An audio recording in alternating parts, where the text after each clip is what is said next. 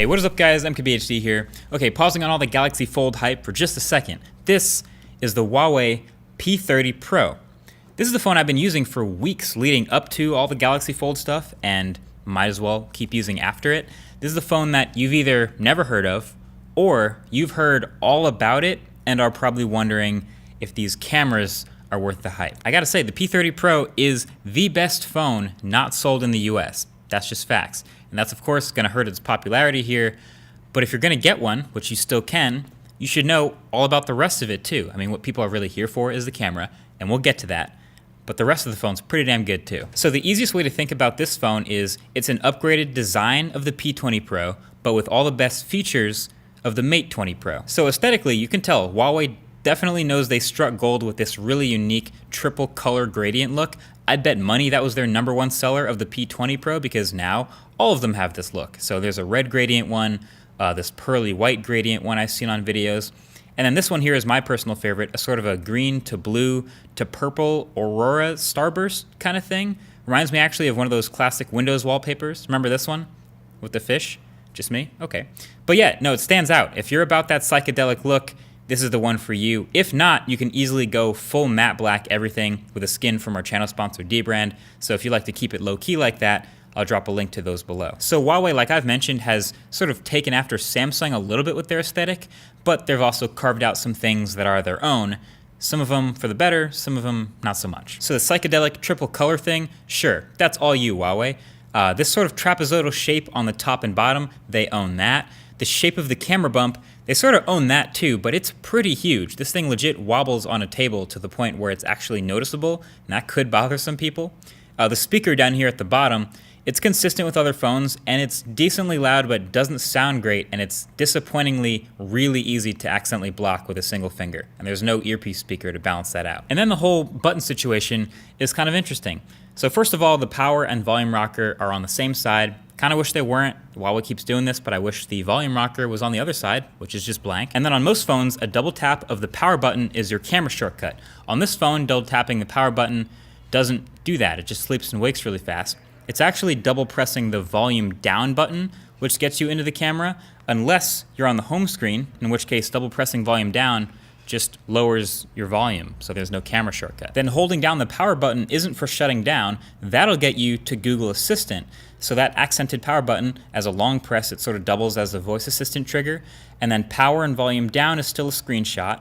Power and volume up starts the screen recording. And then to turn the phone off entirely, you have to hold down the power button, don't say anything to Google Assistant, and then keep waiting for another 2 or 3 seconds to get the shutdown menu that pops up over Google Assistant. So that's just a little bit of a taste of the finickiness of this phone, but that's just the Huawei way. It's the Huawei way. Hardware-wise though, if you like a phone that does check a lot of boxes, this one does it. You got your premium build quality, there's IP68 water resistance, there's expandable storage, your high-end specs, it's all there.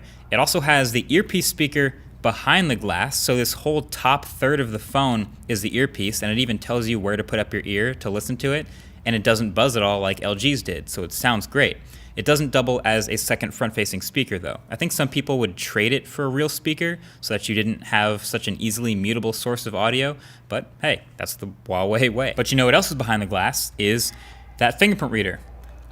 It's decent at best. I found it fine. It's optical, so it's another one of those first-generation fingerprint readers that works about as well as any other, like the one in the OnePlus 6T. I actually found it to be faster than the ultrasonic one in the Galaxy S10, but I think a lot of the optical ones are. What I do like is that it's smart about showing you where the reader is as soon as you pick up the phone, so you can quickly unlock it while the screen is off, and it's pretty good about that, but it still has to shine that annoyingly bright light. So in-screen fingerprint readers are still in the early stages of actually getting good. Anyway, the display is a good one too. It's very bright and very high resolution, looks great for videos and games.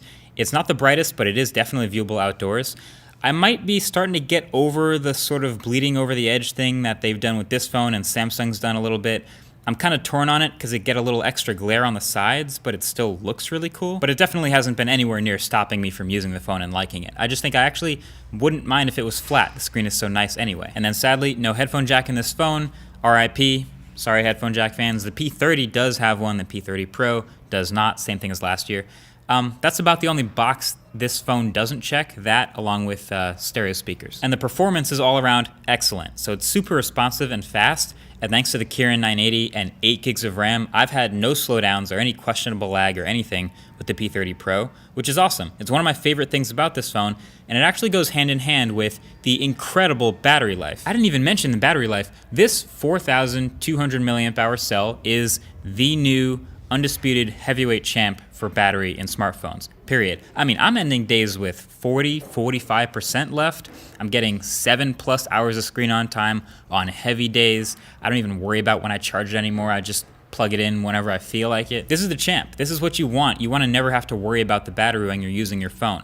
If you're a heavy user or someone who travels a lot, that's awesome for the peace of mind. And honestly, if you're a light user, this is a 2-day phone, comfortably, for real. 2 full days of use. A lot of people have mentioned Huawei phones are notoriously very aggressive with killing background apps to extend battery, which is pretty true, but I feel like they can get away with it in my case because it reopens apps so fast. So I give a big thumbs up here to performance and to battery life. So the big dark horse for me right now with Huawei phones, and it always has been, is their software. So this guy's running their EMUI skin on top of Android Pie. Just some people like it, some people don't.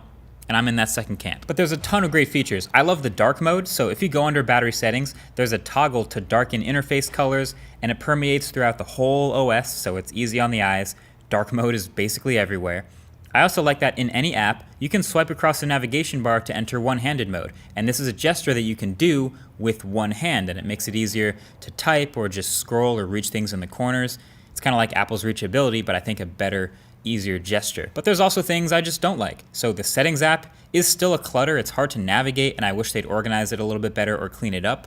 Then there's all the Huawei bloat. There's pre-installed apps. When I'm pinching to zoom, it triggers Huawei's High Touch, a service that I just don't ever want to use, so you got to disable things like that. Another thing, if you have multiple notifications, in most other versions of Android I'm used to, you can expand the notification to open one instance of it, or tap the whole notification group to open that app.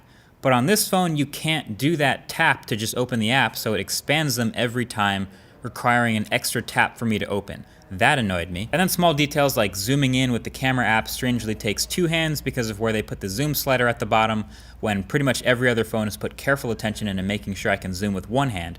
And there's just always been this constant weird bug where sometimes I press the home button to go home, and it just doesn't go home. It doesn't respond. I think that's like a pretty basic thing it should be able to do every time. This happens every day, multiple times per day for me. It's hard for me to get on board with that. So this phone is propped up and held back by the software at the same time. Like, it's definitely not that they don't have enough features or customization. There's plenty. It's just that it feels like the user experience isn't the main focus when designing all this stuff. Like, Samsung had the same problem. They redesigned all their stuff. One UI is now pretty great. So I'd say Huawei is due for that same update. So all of that brings us to the main head-turning feature, the reason you're all here, the reason you may have heard about this phone in the first place, and that's these cameras. There are 4 sensors on the back, but really 3 cameras. The main sensor, the ultra-wide, the periscope zoom, and then there's a 4th time-of-flight sensor that helps with depth measurement. So the 2 main features that are really catching eyes about the P30 Pro's cameras, and rightfully so, are the zoom range and the low light performance. So the zoom range I kind of feel is super borderline between useful feature and gimmick. So the periscope zoom, which actually has a fascinating physical structure as shown by the jerry-rig everything teardown, it will do a 5x optical zoom, and then you can keep going to 10x, which will sharpen and use AI and combining with the main sensor to try to be lossless, but I've found that's already starting to get softer. And then you can keep going 20x, 30x, 40x, all the way up to 50 times, which is kind of ridiculous, where most smartphones will go maybe 8x to 10x zoom tops. So like, yes, it does actually work, and it has generally pretty impressive results, but most of the time, do people really actually zoom in that much? Like, here's how far 50 times really is. It's absurd. Like, how many photos do you really take like that? Are you a spy? Is this really super creep mode? It's funny, there was so much attention on it that I actually found myself, like, knowing I had this feature, taking tons of zoomed in photos much more often than I usually do, even though I've had a telephoto camera in smartphones before. But I think I topped out at around 10x zoom before it stopped being crisp and useful and started being soft and gimmicky. Still funny though. I definitely found that the ultra wide was way more useful for when you're close to large subjects, or you want to change up the perspective a bit, or do a bigger landscape shot. It does a great job of minimizing vignetting and distortion. I use this more often than I actually ever went past 10x zoom. But then the night mode. The night mode is the real game changer here, which was way more useful and impressive to me. So go into any dark environment first of all. Go out at night or in a dark room or a dimly lit restaurant, anything like that.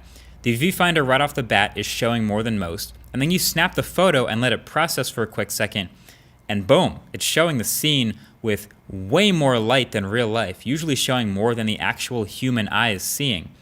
So I did a couple comparisons myself with the iPhone XS, which doesn't have a night mode, versus the Pixel 3's night sight, which has been pretty much class leading by a long shot up until this month, and then versus the P30 Pro, literally in auto mode, and the results were absolutely sick. So the RYYB debayer and image processing are clearly making a really big difference here.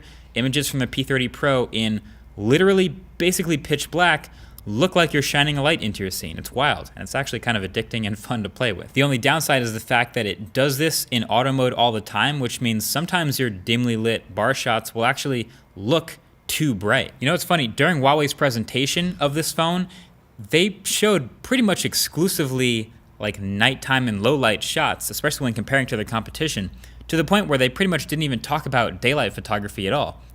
Not that they're bad in daylight. Of course, the Mate 20 Pro just won the blind smartphone camera test, but it's just kind of funny. They're so dialed in with low light that they almost don't even talk about daylight stuff.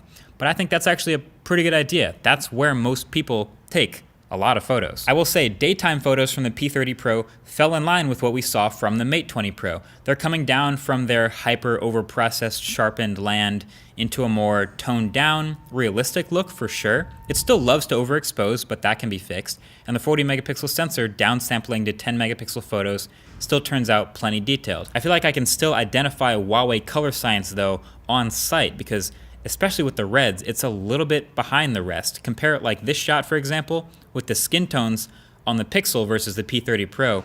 It consistently has this sort of magenta cast on skin that's actually hard to edit out. So with that in mind, if we're talking about overall image quality, the P30 Pro still not quite the best. And we've had this conversation plenty of times now. Oh, is this the new best smartphone camera? In a lot of ways, it is, but in some ways it isn't. Turns out the best smartphone camera is a little more nuanced than that. There is more than one best smartphone camera. And that's not a cop-out, that's just true. If you just want the absolute best image quality and nothing else, then the best smartphone camera for that person is the Pixel 3. It still is. It has the best color science especially, and then there's dynamic range and detail and white balance. But that's in an aging phone that's starting to get kind of slow, and there's also not multiple cameras. But if you take a lot of low light shots and you want the best, fastest, low light camera, the best smartphone camera for that person is the P30 Pro. If you want the most versatile smartphone camera, the best smartphone camera is the P30 Pro. But if you want the best video camera in any smartphone, the best smartphone camera is the iPhone XS by a mile. So you gotta know what you want in a smartphone camera. That'll determine what's the best for you. P30 Pro is awesome. It's probably the best right now for most people. But if you happen to be someone who wants to take a lot of video, that's an area where this falls short. Daytime photography, you're gonna get better image quality out of the Pixel camera. So those things are worth knowing about. And that whole summary kind of works for the P30 Pro as a whole phone too. You gotta know what you want. If you want a phone that has an amazing battery life and then checks pretty much all the boxes, you don't worry too much about speaker quality, this is an awesome phone. If you want a great fast camera, you take a lot of low light shots like a lot of people do, this is gonna be really impressive. But yeah, that's what you gotta know. This is a great phone. So if you're cool with buying a Huawei phone in 2019 with that huge asterisk and you know about it, then this is a great step up. Until the next one, thanks for watching. Catch you guys later. Peace.